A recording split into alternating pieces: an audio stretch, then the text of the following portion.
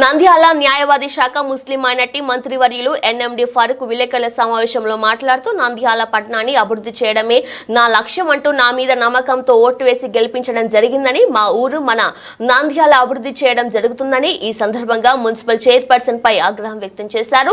కలిసికట్టుగా అందరం అభివృద్ధి చేయాలి కానీ అడ్డుకోవడం సబబు కాదని, అభివృద్ధి పనులకు సంతకాలు చేయకుండా ఇష్టం వచ్చినట్లు వివరించడం మంచిది కాదని, ప్రజలు మన మీద నమ్మకంతో గెలిపించడం జరిగింది. ఇది గమనించి అభివృద్ధికి పనిచేయాలి కానీ ఇట్లా చేయడం తగదు అని మున్సిపల్ కౌన్సిలర్లు అందరూ కలిసికట్టుగా పట్టణ అభివృద్ధికి సహకరించాలని మున్సిపల్ చైర్పర్సన్ పనితీరుపై ఆగ్రహం వ్యక్తం చేశారు.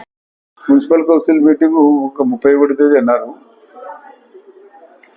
మరి ఎందుకో కౌన్సిల్ కు ఆమోదం తెలపాలి చైర్మన్ గారు, చేసి తీసుకోవాలా, చైల్డిష్ గా బిహేవ్ చేయకూడదు. మీరు చేయకపోతే కలెక్టర్ గారు పెడతారు. కలెక్టర్ సంపూర్ణమైన అధికారం ఉంది. మీరు నెగ్లిజిబుల్ ఉంటే ఇప్పుడు అందరూ కలిసి పనిచేయాలా. కౌన్సిల్లో ఇప్పుడు మేము ఉన్నాము, మమ్మల్ని మీరు ఉపయోగించుకోండి. మేము అభివృద్ధి చేయడానికి వచ్చినాం. ఈ వార్డు కాదు, ఆ వార్డు కాదు, కొంతవరకు మేము ఉండొచ్చు. మేమెంతో ఎన్నికలు తిరిగాం కాబట్టి మేము ప్రజలకు వాగ్దానం చేసుకోండి, కొంతవరకు మనం చేసుకుందాం. మీరు కూడా ప్రజలకు వాగ్దానం చేసి వచ్చినారు, మీరు చేయండి. మేము కూడా సహకరిస్తాం. ఎవరు కాదండి, అందరూ కూడా సహకరిస్తాం. ముందుగా మనకు ఉన్నాం. నేను తిరిగా స్వయంగా, నేను కూడా ప్రామిస్ చేయాలి కదా. మన మంత్రి గారిని అడిగా, నీకు రొట్టెల పండుగకి డబ్బులు ఇచ్చాడు, నాకు డ్రైనేజ్ ఇచ్చాడు, నాకు 150 lakhs ఇచ్చాడు, 1.5 ఇచ్చాడు. మళ్ళీ 2-3 కోట్లు తెప్పిస్తాము అని అడిగా. ఆటో నగర్కి ఎంత వస్తుందంటే ఎస్టిమేట్ ఏమిటి 20 కోట్లు అవుతుంది అన్నాడు. దాని స్పెషల్ ప్యాకేజ్ కావాలా, ఆలోచన చేస్తాం. బడ్జెట్ వస్తే ఆలోచన చేద్దాం. ఒకటేసారి కాకుండా గ్రాడ్యువల్ గా స్టెప్ బై స్టెప్ చేయాలా. అదేవిధంగా వైఎస్ఆర్ నగర్ ఉంది, ఇంకా కింది ప్రాంతాల slum areas, identify slum areas ఉన్నాయి, అవి కూడా చేస్తాం. కాబట్టి అవన్నీ ఉపయోగించుకోండి. గతంలో కూడా ఎస్పీ రెడ్డి గారు ఇట్లా చేస్తే నేనేం చేశా, పబ్లిక్ హెల్త్కి ఇచ్చేసా. నేను వర్క్స్ అన్ని పబ్లిక్ హెల్త్కి ఇచ్చిన తర్వాత టౌన్ హాల్ కానీ, కమర్షియల్ కాంప్లెక్సెస్ కానీ అన్ని పబ్లిక్ హెల్త్ చేసా. అదే డిఎఫ్ఐడి ఫండ్స్ కూడా దానికి డివైడ్ చేశా.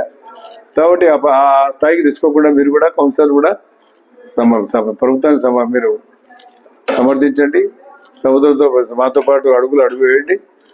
ఎందుకంటే మీ ఇప్పుడు రేపు ఎన్నికలు పోతే మీకు ఆ నియోజకవర్గం ఉండదు, మీకు ఆ వార్డు ఉండదు, మీకు రొటేషన్ మీది మారిపోతాయి. ఇవన్నీ దృష్టిలో పెట్టుకొని కౌన్సిల్ సహకరించాల్సిన అవసరం ఉంది. కాబట్టి చైర్మన్ గారు కూడా కమిషనర్తో మాట్లాడి ఇమీడియట్ గా రియాక్ట్ కావాలా.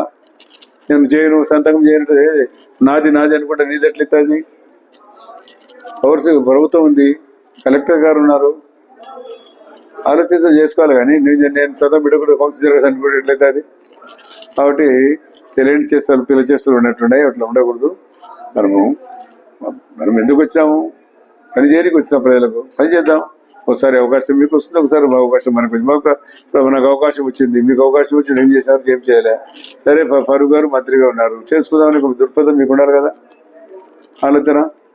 మీరు చాలా మంది ట్రస్ట్ మాట్లాడుతూ ఉంటారు. సరే, నేను అనుకోలేదు వరకు కూడా. మీరు కూడా కలిసికట్టుగా అందరు వస్తే కలిసి పని చేద్దామని అనుకుంటా ఉన్నాం. రండి, వస్తే మంచిది, సంతోషం, చేద్దాం కలిసి అందరం. మరి